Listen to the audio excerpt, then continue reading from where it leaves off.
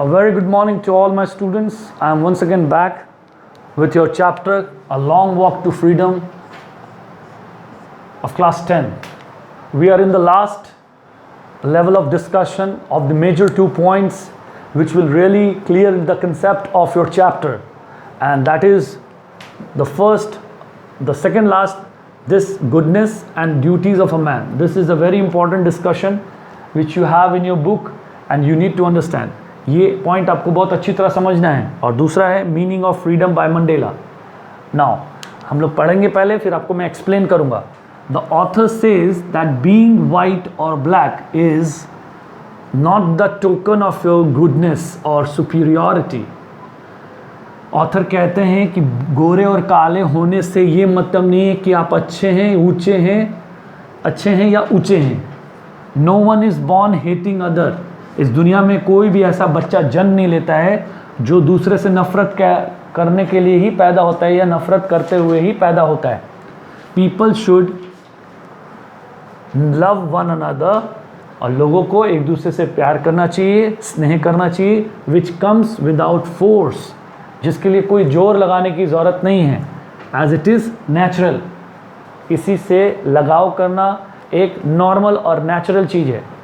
It is man's essential goodness. और ये क्या है? इंसान की एक आंतरिक अच्छाई है. दूसरा point, a man has to perform duties to his family. हर एक इंसान की कुछ जिम्मेदारियाँ होती हैं उसके परिवार के तरफ, उसके बाद उसकी कम्युनिटी के तरफ, उसके समाज के तरफ और उसके देश के तरफ, which he didn't see in his country before he pushed himself to fight for the blacks. तो नेल्सन मंडेला ने ये चीज़ की महसूस की. किसकी? Perform duties. एक काला होने के साथ साथ किसी को ये अलाउ नहीं था कि वो अपना परिवार लेके चल सके, समाज का ध्यान रख सके और देश की सेवा कर सके, क्योंकि वो ब्लैक पैदा हुआ था. जब तक वो he pushed himself to fight for the blacks. और ये जब तक अपने आप को सीमाओं के पार नहीं ले जाते थे तब तक इनको ये चीज़ नहीं मिलती थी. अ ब्लैक मैन वॉज पनिश्ड. जब अगर ऐसा कोई ब्लैक करने की कोशिश करता था तो उसको पनिश किया जाता था. पनिश मीन्स उसको सज़ा दी जाती थी, प्रताड़ित किया जाता था या फिर उसको मार दिया जाता था. If he tried to live like a human being. यहाँ तक कि एक इंसानी जीवन जीना भी उसको अलाउ नहीं था. And force to live apart from his own people. उसे अपने लोगों के साथ, अपने ग्रुप के साथ रहना अलाउ नहीं था. So he was not allowed to perform his duties to his family. जब वो अपने लोगों के साथ नहीं रहेगा तो वो अपने परिवार को लेके कैसे चलेगा. तो हमारे पास ये फर्स्ट डिस्कशन है जिसमें आपको ये ध्यान रखना है, जो आपको समझना है कि no one is born hating other people. Love one another which comes without force as it is natural.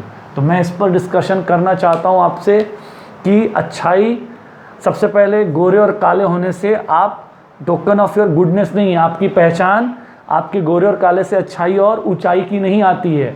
ऊंचा पद और नीचा पद या ऊंची जात या नीची जात होने से आपके अंदर अच्छाई नहीं होती है. और इस दुनिया में ऐसा कोई भी पैदा नहीं हुआ है जिसे ये सिखाया गया हो या फिर जो ऐसा हो जो ये फील करता हो कि मैं बॉर्न हेटिंग अदर पीपल हूँ, मैं लोगों को नफ़रत करने के लिए ही पैदा हुआ हूँ. क्योंकि नफ़रत हम लोग लेके आते हैं, हमें नफ़रत नहीं मिलती है. हमारे अंदर अगर कुछ है तो वो क्या है? वो सिर्फ लव है. और विच कम्स विदाउट फोर्स. और प्यार और लगाव स्नेह. यहाँ प्यार और लगाव स्नेह मीन्स किसी से जुड़ के रहना, एक साथ रहना या फिर अपना सहयोग देना, जो हमारे अंदर नेचुरली आता है. As it is natural. It is man's essential goodness. और यही एक आवश्यक अच्छाई है जो हर एक इंसान में रहती है. So this was goodness and duties of a man, जो नेल्सन मंडेला ने इस पैराग्राफ में हमारे साथ